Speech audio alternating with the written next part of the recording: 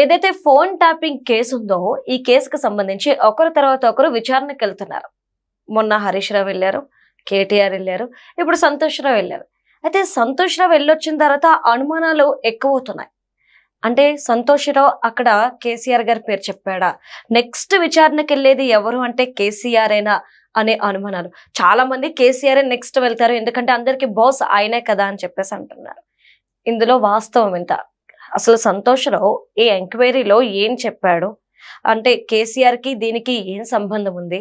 మరి కేసీఆర్ గత కొంతకాలంగా చూస్తే ఆయన ఆరోగ్య పరిస్థితి బాగాలేదు కాబట్టి మరి విచారణకు వెళ్తారా ఏంటి అనేది తెలుసుకుందాం. మనతో మాట్లాడడానికి సీనియర్ జర్నలిస్ట్ సిఎస్ రావు ఉన్నారు, ఆయన అడిగి తెలుసుకుందాం. నమస్కారం సార్. సార్, సంతోష్ రావు సిబిఐ విచారణకు వెళ్ళొచ్చిన తర్వాత అంటే ఫోన్ ట్యాపింగ్ కేసుకు సంబంధించి అండ్ అనుమానాలు ఎక్కువైపోతున్నాయి. నెక్స్ట్ ఎవరు అనే క్వశ్చన్ రేజ్ అయిన వెంటనే నెక్స్ట్ కేసీఆర్ అనేసి అంటున్నారు. ఎందుకంటే వరుసగా వీళ్ళందరూ ఫ్యామిలీ మెంబర్స్ అందరూ వెళ్తున్నారు విచారణకి. మరి అందరికీ బాస్ ఆయనే కాబట్టి ఆయనే నెక్స్ట్ అని చెప్పేసి అంటున్నారు. ఇందులో వాస్తవం ఎంత? ఇప్పుడు సిబిఐ కాదు కానీ సిఐడి సిట్ ఏర్పాటు చేసింది. తెలంగాణ సిట్ విచారణ చేస్తుంది. విచారణ సందర్భంగా సిట్ అందరినీ పిలుస్తుంది ఫోన్ ట్యాపింగ్ సంబంధించి. తెలంగాణలో జరిగినటువంటి అనేకమైనటువంటి అక్రమాల్లో పెద్ద అక్రమం ఏంటంటే ఫోన్ ట్యాపింగ్. ఫోన్ ట్యాపింగ్ అనేది కొన్ని వేల మందిని చేశారు. మామూలు సామాన్య పౌరులు కూడా చేసేసారు.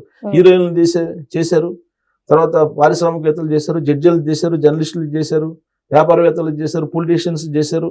అసలు వీళ్ళు వాళ్ళని కాదు, వాళ్ళు ఎవరిని అనుకుంటే వాళ్ళు ఫోన్ ట్యాపింగ్ చేసేసారు. ఈ ఫోన్ ట్యాపింగ్ సంబంధించి సంతోష్ రావు గారిని పిలిచి విచారించారు. ఆయన ఇచ్చినటువంటి వాంగ్మూలం ప్రకారం రేపో మాపో కేసీఆర్ గారికి నోటీసులు ఇచ్చి విచారణకు పిలిచే అవకాశం ఉందని చెప్పేసి తెలుస్తోంది. ఎందుకంటే ఖచ్చితంగా కల్వకుంట్ల ఫ్యామిలీని జైల్లో పెడతానని చెప్పేసి రేవంత్ రెడ్డి గారు తెలంగాణ సమాజానికి హామీ ఇచ్చారు ఎన్నికల సందర్భంగా. ఎందుకు తెలంగాణ సమాజాన్ని దోచేశారు వీళ్ళు, ఆ దోపిడీ మొత్తాన్ని బయటికి తీసుకొస్తాను, కక్కిస్తానని చెప్పేసి హామీ ఇచ్చారు తెలంగాణ సమాజానికి రేవంత్ రెడ్డి గారు. అది కన్నా చెయ్యకపోతే రేవంత్ రెడ్డి గారిని నిలదీస్తారు నెక్స్ట్ ఎలక్షన్కి. లేదా మీరు చెప్పిన అన్ని ఆరోపణలు తప్పుడు ఆరోపణలు చేస్తారని చెప్పేసి అడుగుతారు. కాబట్టి ఆ ఛాన్స్ రేవంత్ రెడ్డి గారు ఇవ్వరు, ఏ రాజకీయ నాయకుడు కూడా ఇవ్వరు. అందుకే ఎంక్వైరీ చేస్తున్నారు. ఇప్పుడు కాళేశ్వరం ఎంక్వైరీ చేశారు, కేసీఆర్ గారిని పిలిచి మాట్లాడారు కదా, ఎంక్వైరీ చేశారు కదా, దాన్ని సిబిఐకి వేశారు కదా. కాళేశ్వరం దాన్ని సిబిఐ వేశారు. ఇప్పుడు ప్రెసిడెంట్ సెంట్రల్ కోర్టులో ఉంది అది. కాబట్టి ఎంక్వైరీ మీరే చేయండి అని చెప్పి తీర్మానం చేసి అసెంబ్లీలో పంపించారు కాబట్టి చేతులు దులుపుతున్నారు రాష్ట్ర ప్రభుత్వం. ఇక రెండో కేసు ఏంది? ఫార్ములా ఈ కేసు, ఈ రేస్ది అది ఆల్మోస్ట్ మొత్తం తుది వరకు తీసుకొచ్చారు. మరి కేటీఆర్ గారు ఇదిగో అరెస్టు అదిగో అరెస్టు అని చెప్పేస్తున్నారు. ఇంతవరకు అరెస్ట్ చేయాలి. ఎందుకు అరెస్ట్ చేయలేదు అని అంటే అది లొట్టపీస్ కేసు అంటున్నారు కేటీఆర్ గారు. ఆ లొట్టపీస్ కేసును పట్టుకొని మమ్మల్ని రాజకీయంగా కక్షలు సాధిస్తున్నారు తప్పితే ఆ కేసులో ఏం లేదని చెప్పి ఆయన అంటున్నాడు. సరే, అది పోయింది. ఇప్పుడు వచ్చింది ఏంది?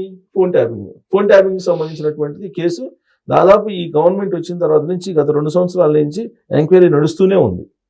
ఎక్కడి నుంచి ఎంక్వైరీ మొదలు పెట్టారు? మూసీ నదిలో హార్డ్ డిస్క్లు, పెన్ డ్రైవ్లు ఇవన్నీ పడేశారు. వాటిని తీసుకొచ్చి భద్రపరిచి అక్కడి నుంచి మొదలు పెట్టారు. ఎందుకు? రేవంత్ రెడ్డి గారు అధికారంలోకి వచ్చిన తర్వాత ఎన్నికల ఫలితాలకను ప్రమాణ స్వీకారానికి మధ్య ఒక 4-5 రోజులు గ్యాప్ ఉంది. ఈ గ్యాప్ లో ఏం చేశారు? ఎస్ఐబికి సంబంధించినటువంటి ఆఫీసులో ఉండేటువంటి హార్డ్ డిస్క్లు, పెన్ డ్రైవ్లు, కంప్యూటర్లు తీసుకెళ్లి మూసీ నదిలో వేసేసారు.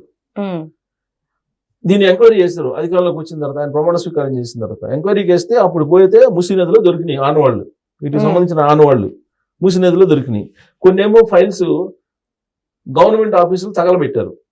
ఆ 4-5 రోజుల గ్యాప్ లో గవర్నమెంట్ ఆఫీసులు కొన్ని తగలబెట్టారు. అక్కడ కొన్ని ఫైల్ మిస్ అయిపోయినాయి. సరే, దొరికినటువంటి ఆనవాళ్ళ మేరకు ఎంక్వైరీ మొదలు పెట్టారు. ఎంక్వైరీ మొదలు పెడితే మొత్తం ఎస్ఐబిలో ఉండేటువంటి వాళ్ళంతా రావులు అంటే సామాజిక వర్గం, కేసీఆర్ గారి సామాజిక వర్గం సంబంధించినటువంటి వాళ్ళు అంతా ఉన్నారు. వాళ్ళల్లో కిషన్ రావు, రాధాకిషన్ రావు అని వీళ్ళందరూ ఉన్నారు చాలా మంది. అప్పుడు ఎస్ఐబిలో అసలు ఎలా మీరు అపాయింట్ చేశారు? ఇప్పుడు ప్రభాకర్ రావు గారు ఉన్నారు, ఆయన్ని మీరు ఎస్ఐబి చీఫ్ గా ఎలా చేస్తారు, ఎలా అపాయింట్ చేస్తారు అనేది ఒక పాయింట్. ఇప్పుడు ఎంక్వైరీలో అది ఒక పాయింట్. మీరు ఎలా అపాయింట్ చేశారని చెప్పి సంతోష్ రావుని అడిగిన మాట. ఇంకోటి, మీరు ఫోన్ ట్యాపింగ్ చేయడానికి మీరు నెంబర్లు పంపించేవాళ్ళు అంట కదా, ప్రగతి భవన్ నుంచి లేదంటే ఫామ్ హౌస్ నుంచి. అది మీరే పంపించారా లేకపోతే పెద్ద ఆయన అంటే ఎవరు? కేసీఆర్ గారా లేదంటే ఇంకెవరన్నా ఉన్నారా? ఇలా ఎంక్వైరీ నడిచినటువంటి తీరు సంతోష్రావు గారితో అలా ఉంది అని చెప్పి చెప్తున్నారు. ఇప్పుడు ఆయన ఎలా ఎందుకు అడుగుతున్నారని అంటే ఇప్పటి వరకు ఎంక్వైరీ చేశారు కదా, దాదాపు పోలీస్ డిపార్ట్మెంట్ లో ఎస్ఐబిలో పనిచేసినటువంటి వాళ్ళనే కానిస్టేబుల్ దగ్గర నుంచి మొత్తం ఏసీపీ దాకా ఎంక్వైరీ చేశారు. ఎంక్వైరీ చేసినప్పుడు ఒక్కొక్కరు వాంగ్మూలం ఇచ్చుకుంటూ వచ్చారు. ఈ వాంగ్మూలం బేస్ చేసుకొని ప్రభాకర్ రావుని విచారించారు. ప్రభాకర్ రావుని విచారిస్తే ప్రభాకర్ రావు కూడా వాంగ్మూలం ఇచ్చారు. అమెరికాలో ఉన్నారు కదా, అమెరికా నుంచి తీసుకొచ్చారు కదా. అలాగే శ్రావణ్ రావు ఛానల్ ఓనరు, ఆయన్ని లండన్ నుంచి పట్టుకొచ్చారు. సో కాబట్టి విచారణ చాలా సీరియస్ గానే చేశారు. ఇప్పటి వరకు చాలా సీరియస్ జరిగింది. వాళ్ళు తీసుకున్నటువంటి వాంగ్మూలాలు బేస్ చేసుకొని దానికి ఆధారాలని మొత్తం రాబట్టారు. వాటిని బేస్ చేసుకుని వాటిని పక్కన పెట్టుకొని సంతోష్రావు గారిని మొత్తం విచారించారు. అంటే సార్ సంతోష్రావు గారు విచారించారు కాబట్టి, ఆయన విచారించారు కాబట్టి కేసీఆర్ లోపలికి వెళ్తారు అని అంటున్నారు. కానీ కవిత ఈ నేపథ్యంలో ఆయన విచారణకు వెళ్ళిన నేపథ్యంలో ప్రెస్ మీట్ పెట్టి ఒక మాట మాట్లాడింది. నేను దెయ్యాలు భూతాలు అన్నాను కదా, అందులో ఫస్ట్ పర్సన్ ఈయన ఉంటారు. మా బాపుకి ఏం తెలియదు, మొత్తం అందరూ వీళ్ళే డ్రామాలు ఆడారు అని చెప్పేసి అంటే తన తండ్రిని వెనకేసుకొచ్చే ప్రయత్నం కవిత చేస్తుంది. అంటే కవితకి ఏమి తెలియకుండా ఉంటాయి అని చెప్పేసి అనుకోలేం కాబట్టి కవిత మాటలకు కూడా ఎంతో కొంత ప్రాధాన్యత ఉంటది. మరి ఈ నేపథ్యంలో అంటే మేబీ ఇదంతా కేసీఆర్ తెలియకుండా జరుగుండొచ్చేమో కదా. కవిత గారు అదే కదా చెప్పింది, గూఢాచారి ఉన్నాడు. అవును, ఆ గూఢాచారి పెద్ద దెయ్యం, కేసీఆర్ కి పెట్టినటువంటి పెద్ద దెయ్యం ఎవరు అంటే ఆ గూఢాచారికి వ్యవహరించినట్టు సంతోష్రావు అని చెప్పేసి చెప్పింది కదా ఆవిడ. ప్రెస్ మీట్ పెట్టి చెప్పారు కదా. లాస్ట్ కి ఇంట్లో ఉండేటువంటి కుటుంబ సభ్యులు కేసీఆర్ గారి దగ్గరికి వెళ్ళాలన్నా కానీ సంతోష్రావు గారి పర్మిషన్ కావాలి అని చెప్పి అనే విషయం కూడా ఆవిడ చెప్పారు. అవును. సో కాబట్టి కేసీఆర్ గారికి సంతోష్రావు గారికి తెలియకుండా ఏమి జరిగి ఉండవు, లేదా కేసీఆర్ గారికి తెలియకుండా ఇతను చేశాడా అనేది కూడా చేసుండొచ్చు, అది కూడా ఒక పాయింటే. అందుకే నిన్న విచారణలో ఏమడిగారు, మీరు కొన్ని నెంబర్స్ ఇచ్చి పంపించారు కదా, ఈ నెంబర్స్ మీరు ఇచ్చారా లేదా మీకు ఎవరైనా ఇచ్చారా, మీకు పెద్ద ఆయన ఇచ్చారా, ఆ పెద్ద ఆయన ఎవరు? అదే కదా నిన్న విచారణ మొత్తం తిరిగింది దాని చుట్టూనే. పెద్ద ఆయన ఎవరు, పెద్ద ఆయన అంటే ఎవరు? మీరు ఇచ్చారు ఆ పేపర్లు రాసి పలానా నెంబర్లు మీరు ట్యాప్ చేయండి అని చెప్పి మీరు ఇచ్చారు కదా. అంటే పెద్ద ఆయన అన్నారు. పెద్ద ఆయన అంటే ఎవరు? పెద్ద ఆయన పేరు ఇప్పుడు హరీష్ రావు సంతోష్రావు నోట్ల నుంచి రావాలి. అప్పుడు కేసీఆర్ గారిని పిలుస్తారు వాంగ్మూలం వేసుకొని. ఇప్పుడు ఆయన ఏంటి, ఆయనకి సంబంధించినటువంటి వాట్సాప్ కాల్స్ ఇవన్నీ తీసి పెట్టారు. ఇవన్నీ ఆధారాలు ఆయన ముందు పెట్టి విచారించారని చెప్పి వాళ్ళు వచ్చినటువంటి న్యూస్ అన్ని పేపర్లో. సో కాబట్టి ఇది లేనటువంటి పరిస్థితులు అనివార్యంగా పెద్ద ఆయన అంటే ఎవరనేది చెప్పాలి. చెప్పి ఉండే అవకాశాలు ఉన్నాయి. సో ఇది కనుక చెప్పుంటే ఆన్ రికార్డు కేసీఆర్ గారికి నోటీసులు ఇస్తారు. రేపు మాపు నోటీసులు ఇచ్చి కేసీఆర్ గారిని పిలిచి విచారించడానికి అవకాశం ఉంది. అప్పుడు కేసీఆర్ గారిని విచారిస్తే మొత్తం వ్యవహారం బయటపడుతుంది. యాక్చువల్గా ఫోన్ ట్యాపింగ్ అనేది పొలిటికల్ ఇంటెలిజెన్స్ అని ఉంటుందండి ప్రభుత్వంలో. అది చేస్తారు. ఎలా చేస్తారంటే ప్రాసెస్, ఎవరైనా సరే ఫోన్ ట్యాపింగ్ చేయాలంటే ఒక కమిటీ ఉంటుంది, డీజీపీ ఆధ్వర్యంలో కమిటీ ఉంటుంది. దాంట్లో చీఫ్ సెక్రటరీ కూడా ఉంటారు. ఈ కమిటీ అప్రూవల్ చేయాలి. ఈ కమిటీ అప్రూవల్ చేసినటువంటి నెంబర్లనే మీరు ట్యాప్ చేయాలి. ఫోన్ ట్యాప్ ఎవరు చేయాలి? ప్రొవైడర్ చేయాలి. ఎయిర్టెల్ వాళ్ళు లేకపోతే టాటా వాళ్ళు వాళ్ళకి చెప్తే వాళ్ళు ప్రొవైడర్స్ ట్యాప్ చేసి ఇస్తారు. దానికి ఒక ప్రాసెస్ ఉంది. దానికి భిన్నంగా మీ ఏ నెంబర్లు మీకు ఇస్తే ఆ నెంబర్లు మీరు ట్యాప్ చేసే అధికారం మీకు ఎవరు ఇచ్చారు? మీరు చెప్తే ట్యాప్ చేసామని చెప్పేసి రాధాకృష్ణరావు గారు చెప్తున్నారు లేదా ప్రభాకర్ రావు గారు చెప్తున్నారు అని చెప్పి వాళ్ళు విచారణలో ప్రశ్నించారని తెలుస్తుంది. సో కాబట్టి ఆయన మా పెద్ద ఆయన అన్నాడు. పెద్ద ఆయన ఎవరు? ఆ పెద్ద ఆయన ఎవరు అనేది గుట్టు కనుక బయటకు వస్తే సరిపోద్ది. ఇప్పుడు పైగా పెద్ద ఆయన ఎట్లా మాట్లాడారు? WhatsApp call. జనరల్ గా మనం వాట్సాప్ కాల్ మాట్లాడతాం. వాట్సాప్ కాల్ మాట్లాడితే మనకి ప్రైవసీ ఉంటుంది అనుకుంటాం. వాట్సాప్ కాల్ని కూడా వాళ్ళు ట్యాపింగ్ చేశారు. వాట్సాప్ కాల్ని కూడా ట్యాపింగ్ చేశారు. టోటల్ గా మొబైల్స్ నే ట్యాప్ చేసేసారు.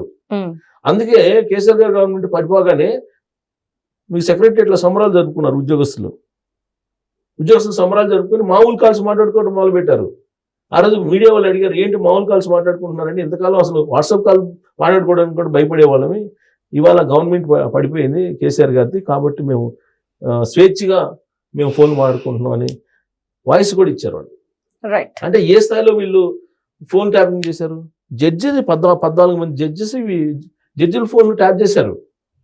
చిన్న కేసు కాదు ఇది. కాళేశ్వరం కేసు లేదంటే ఫార్ములా ఈ కారు ఇవన్నీ చాలా చిన్న కేసులు దీంతో పోల్చుకుంటే. ఇండియన్ టెలిగ్రాఫిక్ యాక్ట్ ప్రకారం ఈ కేసును కనుక పకడ్బందీగా ఎంక్వైరీ చేసి శిక్షిస్తే జీవితాంతం మళ్ళీ జైల్లో నుంచి బయటకు వచ్చే ప్రసక్తే లేదు వీళ్ళు. అంత పెద్ద కేసు, అంత పెద్ద ప్రమాదకరమైన కేసు ఇది. నిజంగా ఈ గవర్నమెంట్ వాళ్ళని శిక్షిస్తుందా అని అంటే మళ్ళీ ఢిల్లీ వైపు చూడాలి మనం. ఢిల్లీకి సంబంధించిన లింక్స్ ఉంటాయి కదా. సో ఈ కేసుల నుంచి బయటికి తీసుకురమ్మని చెప్పేసి ఎవరిని పోయి అడిగారు వీళ్ళు? సీఎం రమేష్ని పోయి అడిగారు. సో బీజేపీ పెద్దలతో మాట్లాడి మమ్మల్ని బయట వేయండి, పార్టీని తీసుకెళ్లి విలీనం చేస్తామని చెప్పి. సో ఇలాంటి నెగోషియేషన్స్ ఉన్నప్పుడు వీళ్ళకి శిక్ష పడుతుందని నమ్మకం ఉందా? లేదు. ఇప్పుడు మన తెలుగు రాష్ట్రాల్లో చూస్తున్నటువంటి పరిస్థితిని చూస్తే 13 సంవత్సరాల నుంచి జగన్మోహన్ రెడ్డి గారి కేసే ఒక దగ్గర. ఇప్పుడు మరి ఈ కేసు ఇప్పుడు మొదలైంది, ఇది ఒక దగ్గర అంటే మనం నమ్మాలా? ఒక దిగాలంటే ముందు ఢిల్లీ నుంచి పర్మిషన్ రావాలి కదా. ఢిల్లీ పెద్దలు గ్రీన్ సిగ్నల్ ఇవ్వాలి.